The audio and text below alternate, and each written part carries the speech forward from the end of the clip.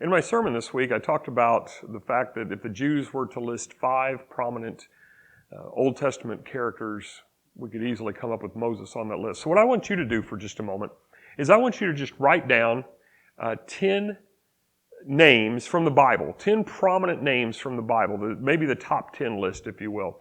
And I know some of you will be listening to this while driving. You're not watching it while driving, I hope, since it's a YouTube video, but you've got your phone going and you're just listening, or others of you are doing different things, and so maybe you can't write it down. But if you can take a moment to write it down, press pause here. I'll wait and write this down, because we're going to use this list each of the next 3 days, today, tomorrow, and on Wednesday.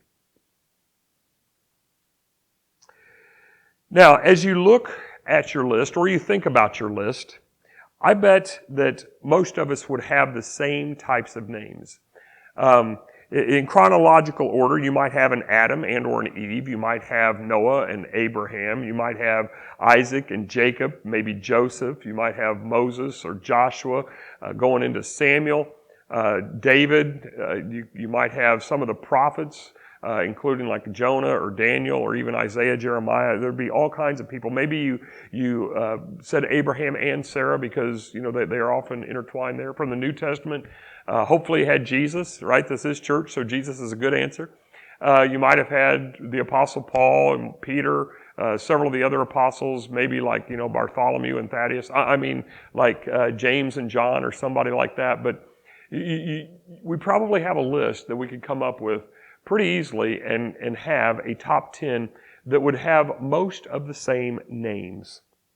Well, certainly there were a lot of others that had prominence. Nehemiah would come to mind from a prominent person from the New Testament. Barnabas was very instrumental, even though he doesn't get much airtime, so to speak.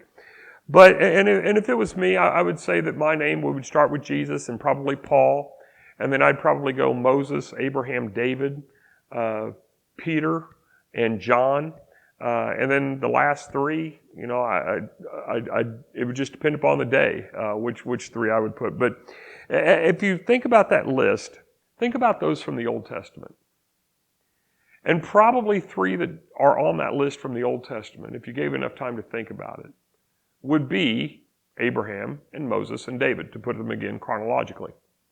Well, mine would certainly be those 3. I just mentioned those in my top 7, and those were numbers 3, 4, and 5 in whatever order I gave them. I think it was Moses, Abraham, David, because I think that's probably right for me. But of my first 7, 3 of them are from the Old Testament, and 4 of them from the New Testament.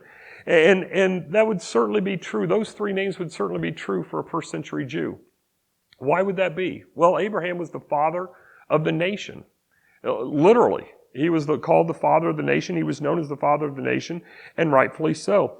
As important as Isaac and Jacob were, we don't have them without Abraham. Moses was the great prophet. He was the great deliverer of the people.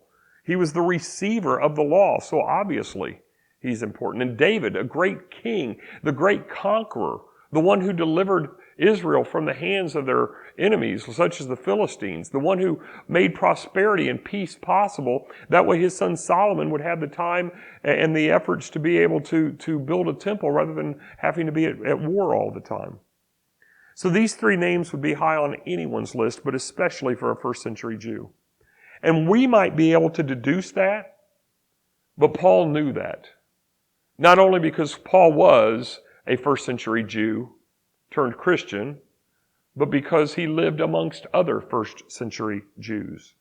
So when Paul was trying to dispel the argument that the law of Moses was sufficient for salvation, it was not enough to invoke the name of Samuel or provide an example of Daniel or even a writing from one of the prophets such as Isaiah, as helpful as those might be in certain situations.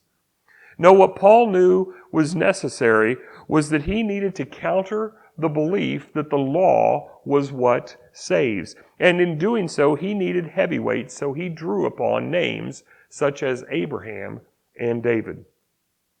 The reason that Paul used these other 2 was not to detract from Moses. Moses was faithful. Moses was obedient. So Paul was not trying to replace the importance of Moses. He wasn't just trying to elevate the other 2 above Moses. Rather, Paul wanted to replace the false thinking of most Jews in that day that Moses' teachings were the security on which they could rest in their salvation. But as Paul has been arguing in this letter, the law cannot save. And now that he has given the solution for what can save, that solution being faith, he wants to make sure that the Jews of this day understand that the teaching is not new. It was the same teaching for Abraham before Moses and David afterward. In tomorrow's video, I'm going to break down these ideas a little bit further and show how faith and obedience are two sides of the same coin, both tomorrow and on Wednesday.